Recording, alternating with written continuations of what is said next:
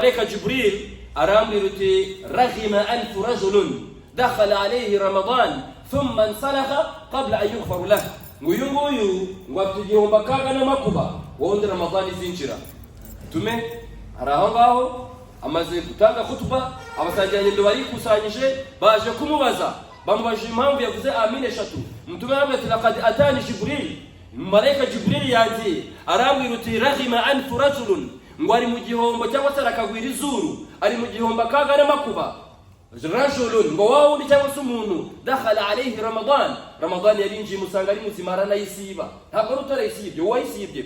Thumma insalakha, Ramadan karangira ikavamo qabla an yughfar lahu, mbere yuko yungu yabarirwa na Mwenyezi Mungu Subhanahu wa Ta'ala. Waislamu urayibona gute Ramadan wakwirwa wirije ubusa, ukanga gufata ibyo kurya byawe, ibyo kunywa ukabireka, ariko ugasanga imbere ya Allah waravomeye mu rutete, ugasanga imbere ya Allah waravomeye mu kayungirizo. Ibyo byose rero birashaka ngo Ramadan yacu tuyitunganye, tuyitake ibikorwa byiza. Zayyinu Ramadanukum bi'amali salihah, nimutake Ramadan yanyu n'ibikorwa byiza, kubera ko Ramadan uzafite ibihembo byiza imbere Allah, niwo nuzishimirwa na Mwenyezi Mungu Subhanahu wa Ta'ala. Amahoro y'Imana n'imigisha bisakare kuri mwacu Muhammad sallallahu alayhi wa sallam, we nabiwe n'abasangira ngendo be n'abazakurikira kuzageza ku munsi w'imperuka.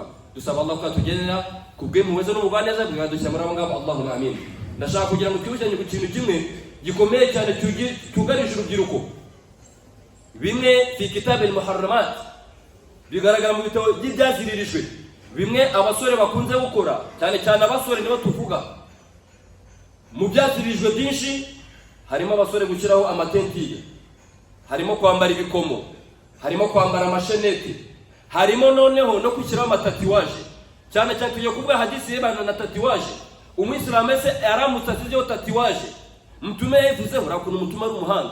N'igihe cya Mtume tatiwaje zabagaho, Mtume yarayivuze kugeza ubwo yavuze ngo umuntu ushyiraho tatiwaje ni ikivume, agapfa uyu muntu itamuvuye. Kuko batubwira ko tatiwaje nyinshi ntabwo zivaho, iyo yaguteye ku mubiri ntabwo wayihanagura.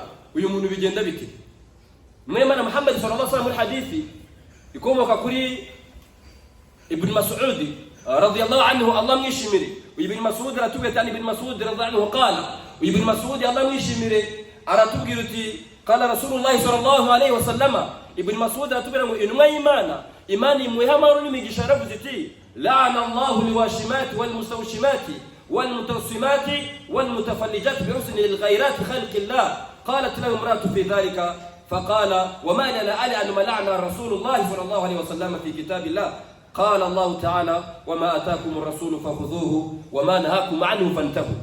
Ibn Mas'ud Allah mwishimire aratubatu inwe Imana Muhammad sallallahu alaihi wasallam yatangaje ku mugaragaro, ivuga yuko la'ana Allahu, ngo Allah subhanahu wa ta'ala yavumye alwashimati wal mustawshimati, ngo umuntu ukora tatiwaje uzishyiraho abantu n'uzishyirwaho. Bivuga ngo abangabo uko ari babiri bombi baravumwe.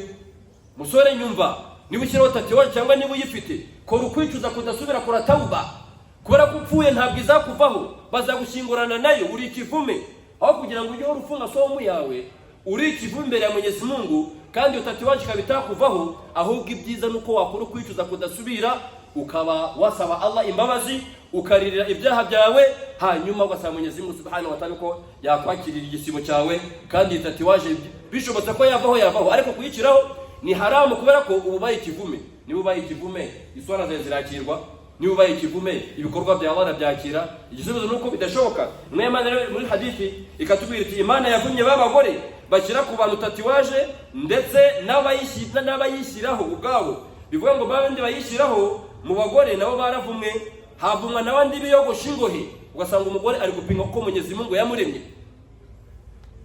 Mujya mubibona, si ku bagore gusa no ku bagabo, cyane cyane ko ku bagore ugasanga umugore aritukuje, afashe ingohe arogosha avanaho, afashe sinzi inshinge bari kongera amabere, abandi basigaye bongera ngo nibibuno. Inna lillahi wa inna ilaihi raji'un. Abandi bakambara ibintu bigaragaza kugira ngo bigaragare ko umuntu ukubona ko afite ikintu, kumbe ntacyo afite, ari ibintu yambaye shehe. Ibi byose rero ni ugupinga no guhakana no guhinyura uko Allah yakuremye. Nimwe Imana rero la'ana Allahu liwashimati wal mustawshimati, Allah yavumye babagore bashyiraho tatiwaje ndetse n'abazishyiraho abandi. Mtume akatubwira ati rero abangaba havuma n'abandi biyogosha ingohe bakanazogosha abandi. Bivuga ngo ukora n'ukorwa bose baravumwe. Mutuma akatubwira ati rero havumwa n'abakira umwanya hagati y'amenyo mu gushaka ubwiza bagira ngo bahindure uko Allah subhanahu wa ta'ala yabaremye. Ugasanga umuntu w'umugore afashe amenyo arayaconze akizemo umwanya ili eti awavutie wanaume ngo kugira kurura abagabo.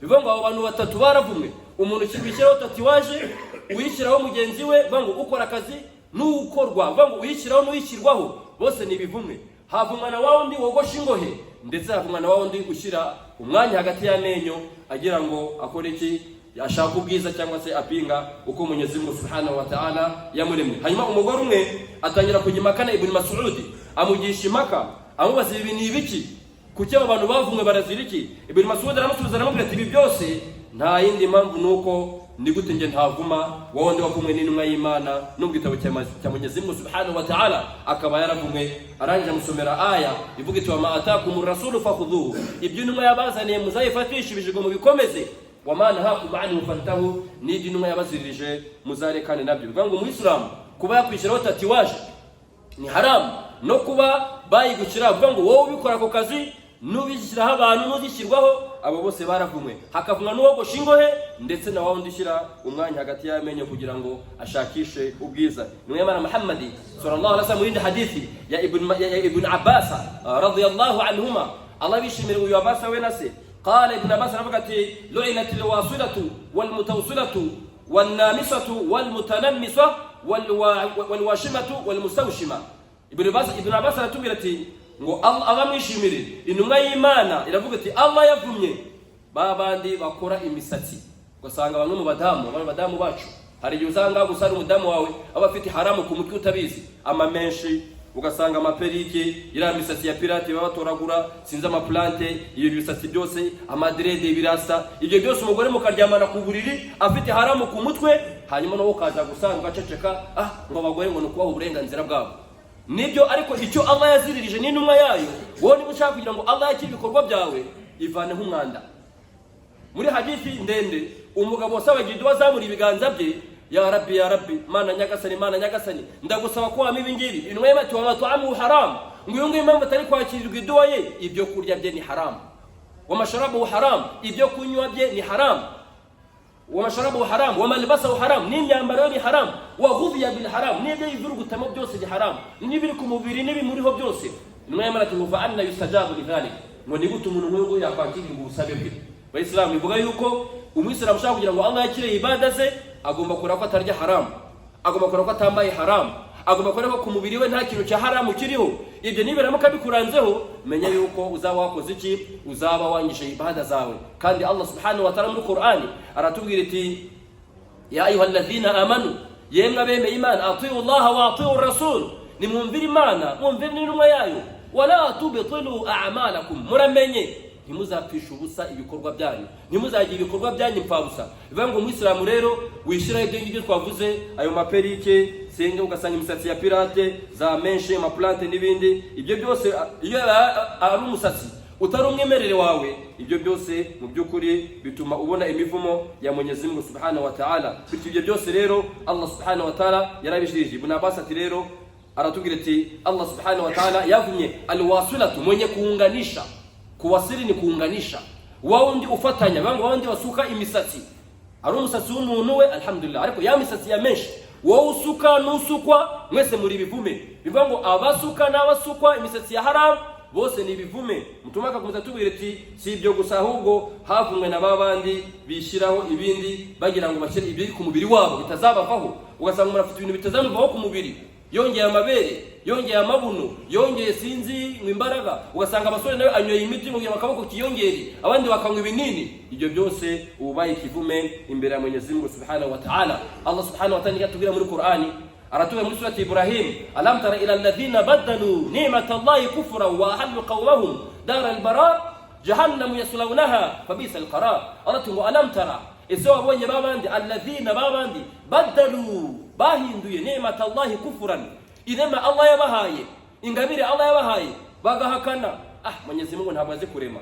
Uzare abenshi iyo umuntu agiye harakira mu kirori, akireba mu kiyo akavuga ati ahangaha ndabone ibi bigohe byabaye byinshi. Umuntu agafata urwemba agakuraho, undi akabati ndabona kano kaboko ari gatoya bana reka nk'ibinini ngira akaboko nk'aka komando kuriya urimo ushaka kugira ngo uhindure umubiri wawe inema Allah yakuremye ugashaka kuziyambura abandi bakitukuza.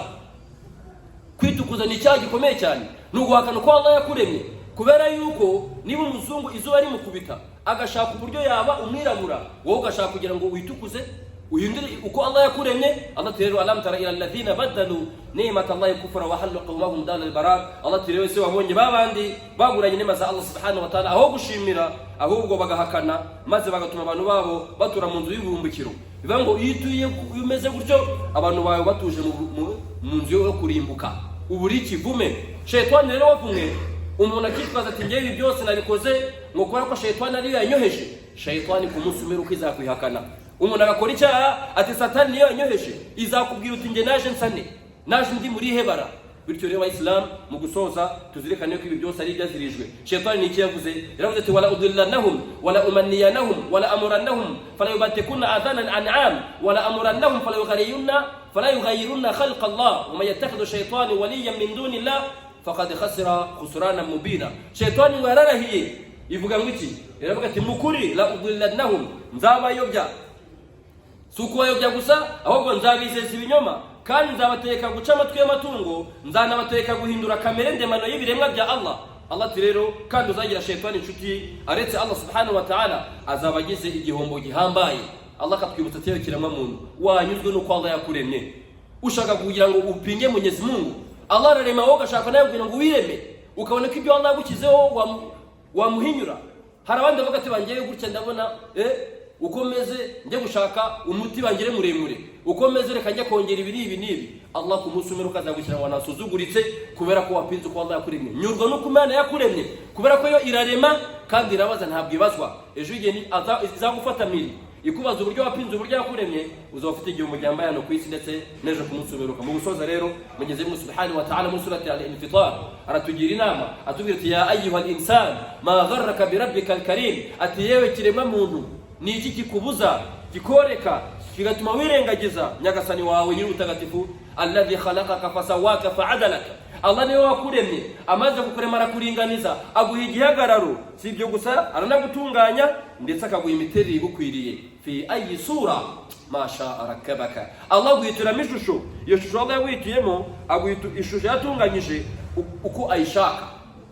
Allah niwe guhitiramo ishusho yawe. Kubera iki? Lillahi mulku samawati wal ardi, ubwami bw'ibirere n'isi n'ubwa Allah. Yakhluqu ma yasha, Allah ari muko ashaka, ntabwo wakosora Mwenyezi Mungu. Yahabu liman yasha'u inatha wa yahabu liman yasha'u dhukur. Allah ashumbushaga aho ashatse kubyara umuhungu, akanashumbushaga aho ashatse kubyara umukobwa. Aw yuzawijuhum dhukurana wa inatha, ese Allah subavangira mukabyara abahungu n'abakobwa. Wayajalu man yasha'u aqima, Allah ngo yashatse harawagira ingumba, harawagira kuba urubereri. Umuntu ntabyara kabiri ingumba akabyara umwana umwe, undi akamugira urubereri ntazabyare. Ibyo byose ni mubasha bwa Allah. Innahu alimun qadir, Allah mu byukuri we niwe mumenyi kandi niwe mushoboza buri kimwe cyose. Muvane mu Islamu rero uwo musore nimuzi ko tatuwaje warushaka kuzayikiraho cyangwa se ukaba uyifite, kora ukwicuza kwa Mwenyezi Mungu nawe witukuza ugira ngo upinge ko Allah yakuremye. Nyurwa nuko nyagasani yakuremye, iguza umwemera Mana utinya Allah subhanahu wa ta'ala. Bityo rero mu gusoza iyi yari darasa igaragaza yuko ibi byose biri muri kitabu al-muharramat, biri mu byaziririjwe. Umuyisilamu ushaka kugira ngo ahayimize nyagasani apinge ko Imana yamuremye, yitukuze, yishyiraho ayo mamenshi, yishyiraho ayo maperike, yishyiraho amatatiwaje, sinzi ngo yongeresha amabere, sinzi ngo yongeresha ikibuno. Ibyo byose ni uguhakana no guhinyura uko Imana Allah subhanahu wa ta'ala yakuremye. Nunyurwa ukomeze shimira Mwenyezi Mungu. Hari abavuka nta maguru bafite, hari umuntu n'umwe wari kugenda abona mugenzi we ahagaze nta nkweto yambaye, aravuga ati maskini ya Mungu, uriya muntu nta nkweto yambaye. Biramubabaza cyane.